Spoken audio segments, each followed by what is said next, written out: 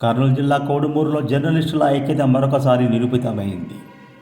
Print and electronic media ఆధ్వర్యంలో senior journalist జగదీష్కు జరిగిన సన్మాన సభ భారీగా విజయవంతమైంది. 40 ఏళ్లుగా జర్నలిస్టుగా పనిచేసిన జగదీష్ సమాజానికి చేసిన సేవను కొనియాడుతూ ప్రముఖులు సన్మానించారు.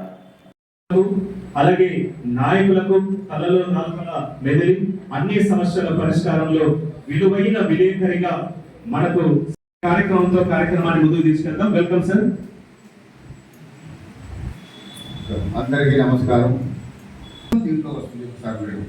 ఒకవైపు తుంగభద్ర, మరొక వైపు హంద్రీ నది, ఇంకొక 2 రూపాయలకే వైద్యం చేసిన దేవుడు అతడు.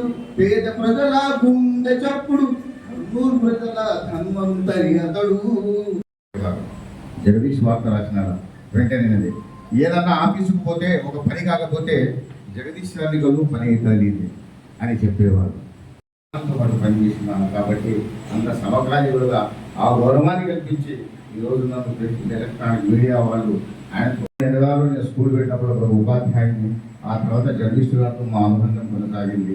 ఆర్ట్స్ అండ్ సైన్స్ కాలేజ్ ఆదోనిలో బీకామ్ చదువుకున్నారు.